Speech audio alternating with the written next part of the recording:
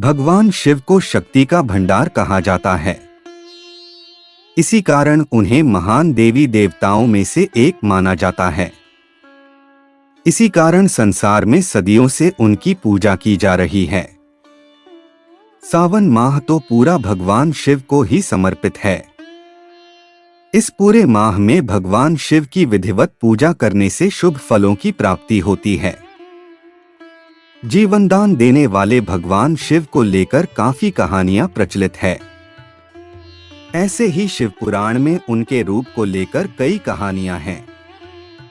शिव जी का रूप देखें तो उन्होंने गले में सांप, जटाओं में गंगा, माथे में चंद्रमा, हाथों में त्रिशूल, डमरू लिए हुए नजर आते हैं। आपको बता है कि भगवान शिव के हर एक वस्तु किसी न किसी का प्रतीकात्मक स्वरूप मानी जाती है। आइए जानते हैं भगवान शिव के इस श्रृंगार के पीछे की कहानी। भोलेनाथ के माथे में चंद्रमा का होना। पौराणिक कथा के अनुसार जब देवताओं और राक्षस के बीच समुद्र मंथन हुआ था तो उसमें कामधेनु गाय मां लक्ष्मी के साथ साथ हलाहल विष भी निकला था, जिससे पूरी सृष्टि को बचाने के लिए स्वयं भगवान शिव ने इसका पान कर लिया था।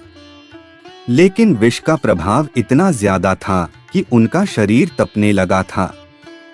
ऐसे में शरीर से विष के प्रभाव कम करने के लिए शिवजी से चंद्रमा ने प्रार्थना की वह उन्हें माथे पर धारण कर ले, जिससे शरीर को शीतलता प्रदान हो। ऐसा करने से शरीर में विष का प्रभाव कम हो गया।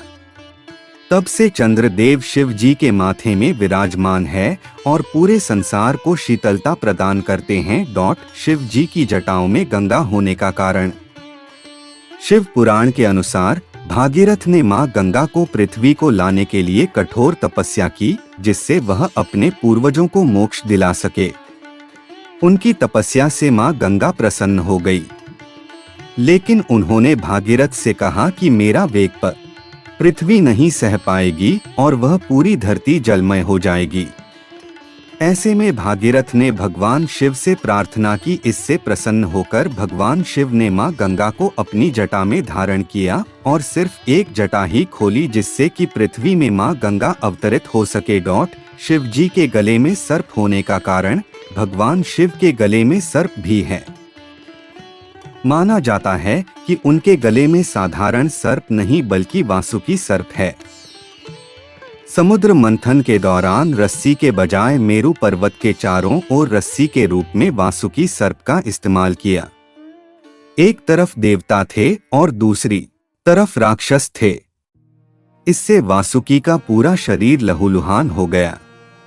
ये देखकर भगवान शिव अत्यंत प्रसन्न हो गए हैं। उन्हें आभूषण के रूप में गले में धारण कर लिया था। शिव जी के हाथों में त्रिशूल। पौराणिक कथाओं के अनुसार भगवान शिव जब प्रकट हुए थे तब उनके साथ रज, तम और सत गुण भी प्रकट हुए थे।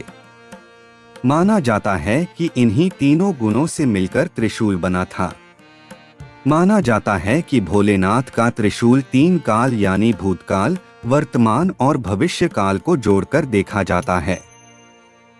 इसी कारण भगवान शिव को त्रिकालदर्शी भी कहा जाता है। भगवान शिव का डमरू। भगवान शिव से सृष्टि के संचार के लिए डमरू धारण किया था।